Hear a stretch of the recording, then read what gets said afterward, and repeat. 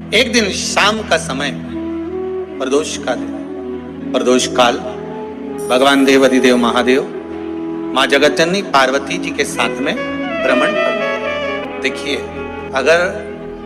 प्रदोष का व्रत नहीं कर सकते, प्रदोष के दिन आप व्रत नहीं कर सकते, मान लो आपसे भूखा नहीं रहा जाए, प्रदोष का व्रत नहीं कर सकते, प्रदोष के दिन आप भूखे नहीं रह सकते, मंदिर भी नहीं जा सकते, दिया भी नहीं लगा सकते, तो शिव महापुराण की कथा कहती है कि प्रदोष के दिन, प्रदोष काल में अपने ही दरवाजे के पास देवाधिदेव महादेव का स्मरण कर लक्ष्मी की वृद्धि के, कार्य सिद्धि के,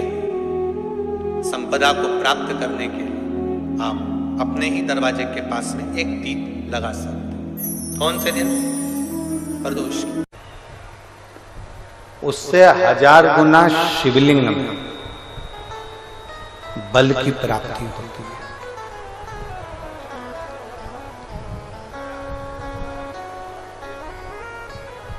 प्रदोष के दिन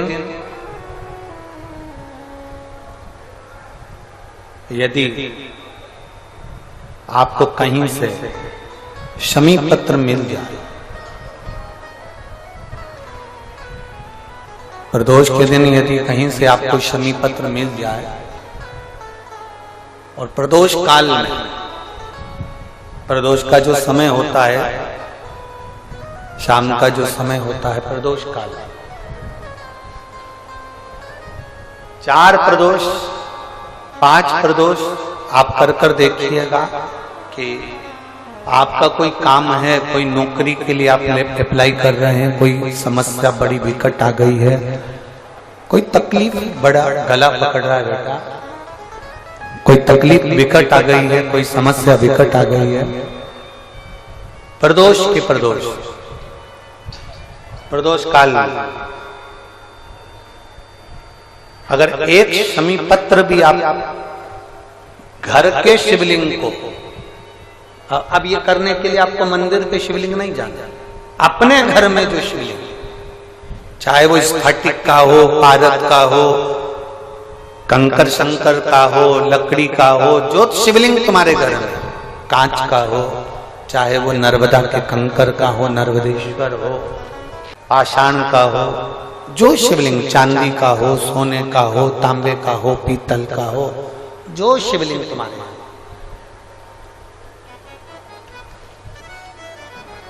एक शमी पत्र यदि आप भगवान शंकर के शिवलिंग पर समर्पित कर रहे हो और उस शमी पत्र को उठाकर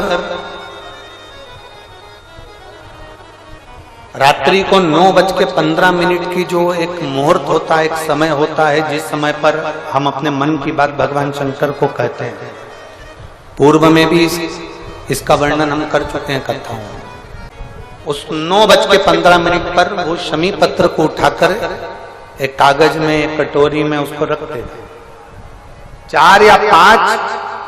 प्रदोष के उस शमी पत्र को अपने पास में रखिए और जिस कार्य के लिए जा रहे हो उसको जेब में ऊपर के भाग में उसको रखकर लेकर जाइए, आपका वो कार्य सफल होकर ही रहेगा, वो रुक नहीं सकता। शमी पत्र में इतना बल होता है, प्रदोष का जो शमी पत्र होता है वो बड़ा बलवान होता है, बड़ा एक पत्र है।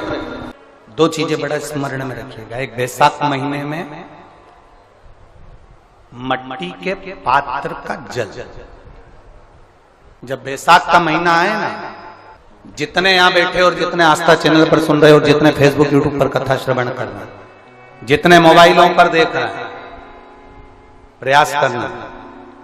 वैशाख के महीने में मिट्टी के पात्र में जो रात्रि भर जल रखा हो, मिट्टी के पात्र में, अगर आपके पास में घड़ा हो, हंडा हो, नी हो, तो दिया हो, दीपक हो, कुल्लड़ हो, कोई भी तुम्हारे पास में जो मिट्टी का पात्र, उसमें जल भरना। वो जल वैशाख के महीने की किसी भी सोमवार के दिन, किसी भी सोमवार के दिन, वैशाख महीने में, या किसी प्रदोष के दिन, या वैशाख महीने के शिवरात्रि के दिन, वो मिट्टी के पात्र का जल अपने घर के प्रत्येक व्यक्ति का स्पर्श कराकर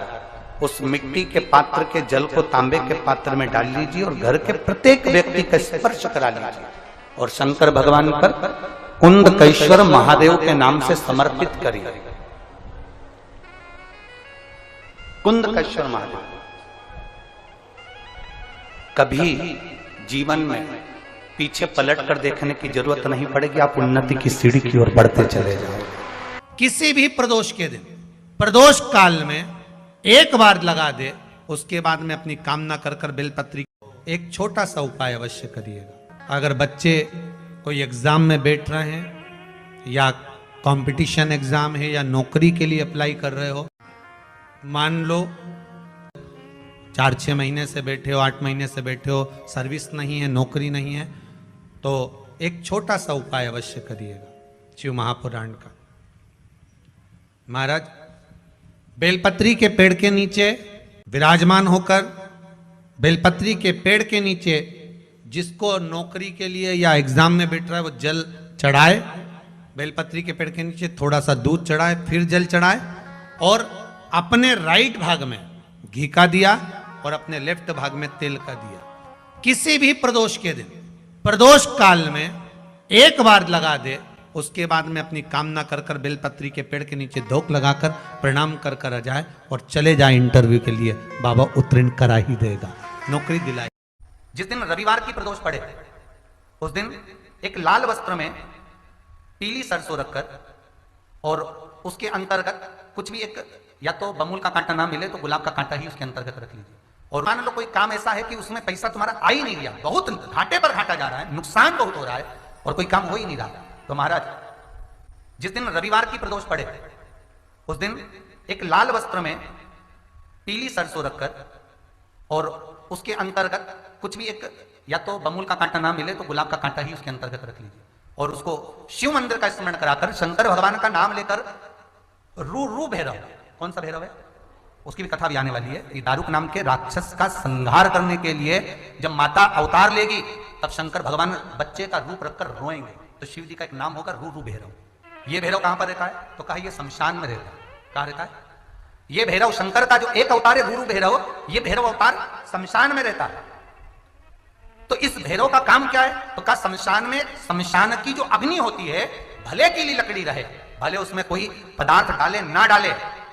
थोड़ी देर में वो अग्नि रू आवाज, हल्की सी शमशान की जो अग्नि जलती है उसमें एक आवाज आती है। आप ऐसे कोई अग्नि जलाएंगे ना उसमें आवाज नहीं आई, ध्यान देना। हमारे शमशान में अगर जो लोग गए होंगे मुर्दा जलाने के लिए, तो अगर वो एकांत में बैठेंगे तो उसमें से एक आवाज आती है रू रू रू। तो शिव पुराण कह रही है कि उस सरसों को, कांटे को रूरू भैरव का नाम लेकर जिस व्यापार जो नहीं चल रहा है, दुकान जो नहीं चल रही है, उस दुकान के सामने, उस व्यापार के सम्मुख में उसको जला दिया जाता है। ये करा जाता है रवि प्रदोष के लिए। महाराज कौन से प्रदोष? रवि प्रदोष के, जो सुख का भान कराती है, व्यापार की उन्नति के लिए, समृद्धि के लिए, लक्ष्मी के लिए इसका प्रयोग किया जाता है। तो यहां पर दारुक नाम का जो असुर है, दारुक नाम का जो राक्षस है, उसका एक ही कहना है कि मैं मरूं, मना नहीं है ब्रह्मदेव पर, वो मरने का। नंदी का एक पांव जो ऊपर होता है, आप लोग दर्शन करे होंगे शंकर जी के मंदिर में नंदी के, तो नंदी का एक पांव उठा हुआ होता है, एक पांव नीचा की ओर होता है। हड्डी से जुड़ा हुआ रोग, नेत्रों से जुड़ा हुआ, मस्तिष्क से जुड़ा हुआ कोई रोग रहता है, तो एक नीले कलर का फूल आता है महाराज, उस फूल में हल्दी डालकर गुरुवार का प्रदोष पड़ने पर जो नंदी के पांव के पास समर्पित कर देता है महाराज, उसका रोग धीरे धीरे समाप्त होने लगता है। लिंग पुराण कहती है कि नंदीश्वर भगवान के सामने जो पुष्प समर्पित करा जाता है उसको, ये तो लिखा था स्कंद पुराण और शिव पुराण, लिंग पुराण कहती है जो फूल आपने समर्पित करा उसको लाकर पानी की बाल्टी में डालकर आप स्नान भी कर सकते हो, उससे भी हड्डी के जितने रोग होते हैं उसमें आराम लगने लगता है। जैसे कहीं शरीर नहीं चल रहा, हाथ झुन्न पड़ रहा है, हाथ काम नहीं कर रहा, हाथ में झुंझुनी आ रही है, कंपन आ रहा है, जैसे मान लो कोई काम, चाहे वो शनिचरी प्रदोष हो, चाहे रविवार की हो, सोमवार की हो, मंगल की हो, बुधवार की हो, गुरुवार की हो, शुक्रवार की हो, शनिवार की हो, कोई भी वार की हो, प्रदोष, प्रदोष काल में शाम का समय सूर्य डूब रहा हो, बस डूबा ही हो, और उस समय पर केवल 3 दिन ऐसे रहेंगे, 3 बार ऐसे रहेंगे, 3 तिथियां ऐसी रहेंगी, 3 समय ऐसा रहेगा जिस समय पर तेरे द्वारा निर्मित शूल को भी शिव धारण करेगा और जगत का कल्याण करेगा। 3 दिन, 3 तिथियां, 3 बार, 3 नक्षत्र, 3 घड़ी, 3 पल।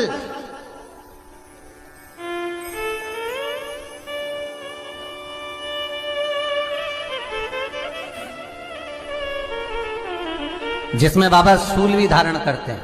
और शूल अकेले धारण नहीं करते महाराज। जो धतूरा होता है ना, दर्शन करें धतूरे के, कांटे कांटे सा होता है धतूरा, तो वो धतूरे के साथ में बाबा शूल धारण करते हैं, बेलपत्री के शूल को। ये बहुत बहुत आनंदमय कथा है महाराज जी।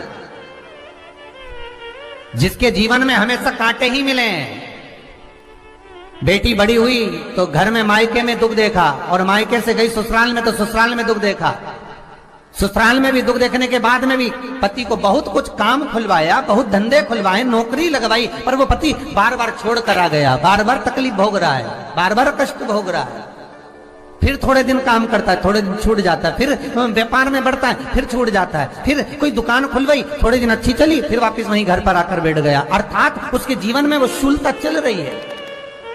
तो बाबा देवाधिदेव महादेव कहते हैं, ये 3 घड़ी, 3 पल, 3 नक्षत्र, 3 समय, 3 दिन में जो शूल मुझे समर्पित करता है, उसके जीवन से मैं शूल हटा देता हूं। वो 3 दिन लिखे स्कंद पुराण।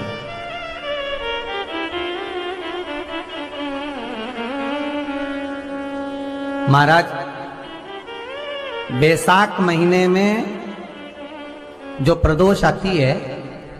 बैसाख के महीने में बहुत ध्यान से सुनना भाई, जो अपनी जिंदगी से बहुत तंग आ गए हो, परेशान हो गए हो, कष्टमय जीवन जी रहे हो, बहुत दुखी हो गए हो, उनके लिए ये स्कंद पुराण का चरित्र फिर मिले ना मिले, आप प्रेम से सुन लो भाव से। पहला, बैसाख महीने की प्रदोष, चाहे वो शनिचरी प्रदोष हो, चाहे रविवार की हो, सोमवार की हो, मंगल की हो, बुधवार की हो, गुरुवार की हो, शुक्रवार की हो, शनिवार की हो, कोई भी वार की हो, पर बैसाख महीने की प्रदोष, प्रदोष काल में शाम का समय सूर्य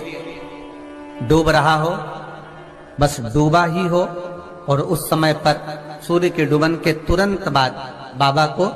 धतूरे के साथ में बेलपत्री ना चढ़ाते हुए बेलपत्री के वृक्ष के 7 कांटे बाबा के शिवलिंग पर समर्पित करे जाते हैं महाराज, अपनी जिंदगी में अड़चनों को हटाने के लिए। फिर आप जिस व्यापार में उतरे, जिस व्यवसाय में उतरे, जिस नौकरी में उतरे, आप दिल से करें, आपको तरक्की मिलेगी। आप हार नहीं सकते, नीचे नहीं आ सकते, उन्नति पर ही चढ़ेंगे।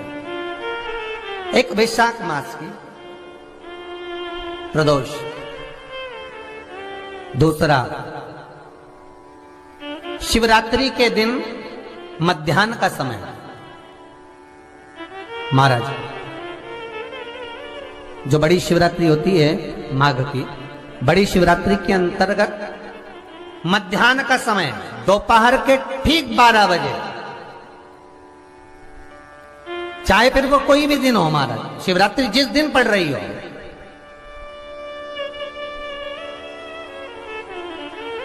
उस दिन भी धतूरे के साथ बाबा को 7 कांटे बेलपत्री के वृक्ष के समर्पित होते हैं महाराज। इसमें आप ये वाले जो कांटे हैं, जो शिवरात्रि के दोपहर 12 बजे वाले हैं, अगर कोई मदिरा पीने वाला हो, व्यसन में डूबने वाला हो, कोई जुआ खेलने वाला हो, कोई गलत वैश्यावृत्ति करने वाला, या अपने मार्ग से विचलित कोई व्यक्ति है, उसके लिए भी ये कांटे बहुत काम आते हैं महाराज। दूसरा, पार्वती, तेरे द्वारा तेरे नयन अश्रु से जो प्रगटा हुआ बेल का वृक्ष है, द्वितीय शूल मैं वहां धारण करता हूं, तृतीय शूल, तीसरा शूल जो वर्णन करा गया महाराज। भगवान श्रावण के महीने में, श्रावण के महीने में जो भी दूसरा सोमवार पड़े, जो भी पड़े, श्रावण के महीने का दूसरा सोमवार, आप सबको पहले भी श्रावण के महीने में जो कथा कही उसका व्याख्यान वर्णन करा कि श्रावण का महीने का महत्व क्या है, वो भी आपको ऑनलाइन कथा में आप लोग सुन चुके हैं, लाइव कथा में श्रावण का पूरा महत्व बताया था कि श्रावण के महीने में शंकर भगवान को पूरा लेखा जोखा का भार प्रदान किया गया था। दूसरा सोमवार, श्रावण के महीने का जो दूसरा सोमवार होता है, उस दूसरे सोमवार में रात्रि के समय पर, अर्थात शास्त्र अब घड़ी और पल का स्मरण करेंगे तो रात्रि के बजेंगे 10 से 12 बजे महाराज, 10 से 12 के बीच में धतूरे के साथ बाबा को शूल समर्पित होता है महाराज। ये भी हमारी बाधाओं को, हमारी तकलीफों को, व्यापार व्यवसाय के लिए, नौकरी सर्विस के लिए, बहुत सारे एग्जाम में आप बैठ लिए, गवर्नमेंट एग्जाम के लिए बैठ लिए, नहीं हो रहा, ये 3 बार मेरे शंकर को बेलपत्री के वृक्ष के शूल समर्पित होते हैं, उसका आनंद पाना। मेरी जीजियों, 2 चीजें बड़ा स्मरण में रखिएगा। एक बैसाख महीने में मट्टी के पात्र का जल, अभी अभी क्या चल रहा है, फागुन, अभी क्या चल रहा है, फागुन। जब बैसाख का महीना आए ना,